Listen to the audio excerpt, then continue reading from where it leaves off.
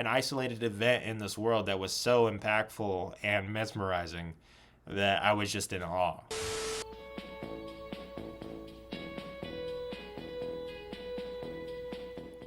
Yo, it's Shiro, this is Shiro's TV, and welcome to a special episode of Booking It. We have got another ReZero light novel review, but we have got a B-side, a sort of one-shot, a set of one-shot collections. We'll do another one of these because I haven't gone over the other ones, but this is specifically the side stories that are attached to the main story of the light novel, and this refers to the ReZero X, as in EX novels. And these are sort of the side stories and backstories of other characters, and it sort of ties into the actual history of this world that Subaru has been transferred into.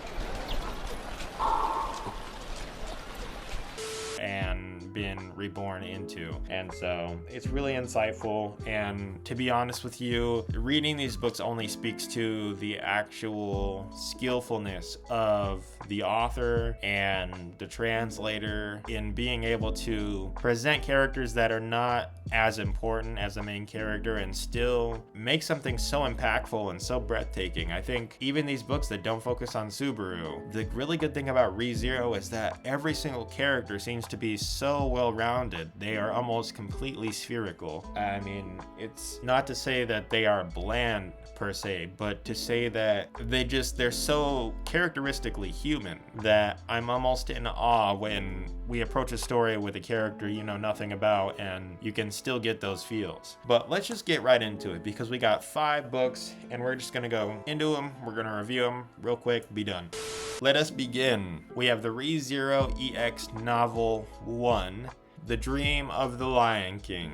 This focuses on Ferris and Crucia's relationship around the royal family. I personally found this one to be one of the more heartfelt ones, more understanding around the royal family and getting Ferris's perspective about just his situation and the way that he supports Crucia. It makes a lot more sense now, and I give this one, a solid 10. I think the writing is great in this one. I don't have any sort of qualms, even though there wasn't any major real conflict in there. I mean, there was some, but it wasn't necessarily the focal point as much as it was the relationship between Crucia and the royal family and Ferris and that relationship developing, but it was still masterful. Now this one's going to be a joint one. We are going to jointly talk about ReZero EX2 and ReZero EX3.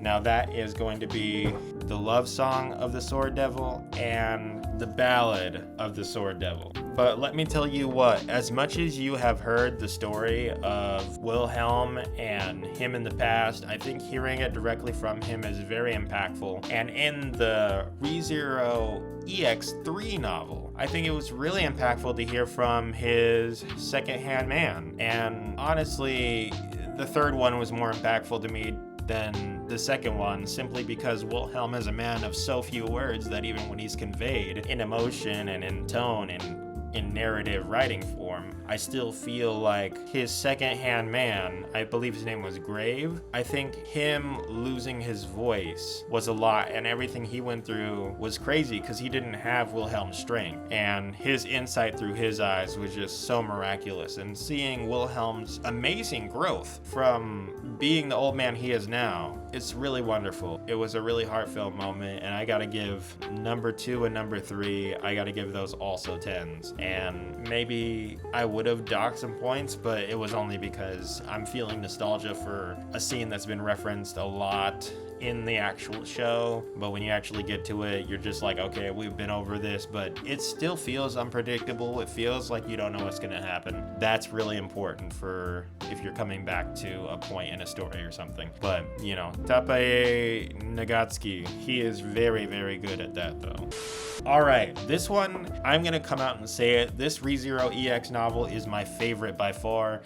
the volume 4. This is The Great Journeys. This is an insight into the Valekian Empire a little bit. Only a crumb. We will get to the next one where it's way more important, but it's important to the actual narrative of the story to understand that's where we are here. And there's sort of like a mystery whodunit in a sense with Julius and, you know, Reinhard, and we've got all of some of the more powerful characters doing a diplomatic mission, and everything goes awry, as you can imagine. But just the thing that blows me away about this book is the hectic pace I saw taken in this book. I couldn't believe the bounds that we were making in a matter of mere pages. I mean, he was taking out assassin squads and just randomly being like 30 miles here and then here, and we're running and we got to get out of here, and there's all this shit. It was hectic, it was tumultuous, it was a real chase through the whole book and an adrenaline rush.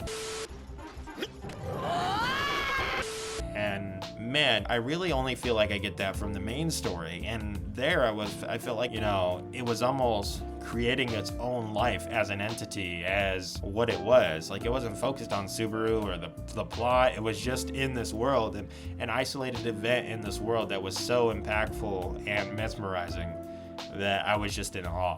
So that's how I feel about the 4th book.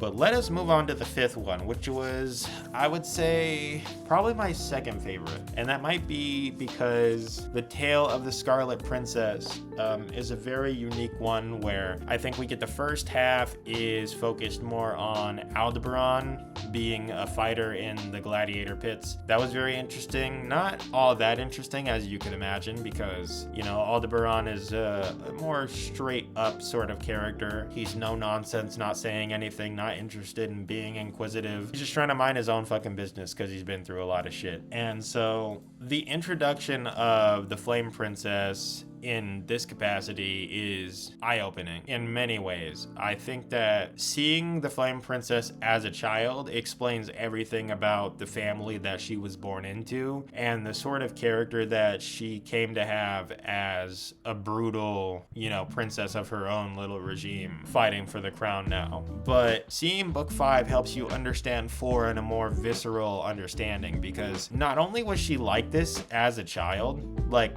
maybe like 10, 11, she was like this, but the whole family is bloodthirsty and violent, and it's just their way of life. And they make it so clear in this book, and I think the bloodlust between family members is so jarring and uncomfortable that it adds to the fuel on the fire of this whole catastrophe. And, you know, that's sort of it for that book.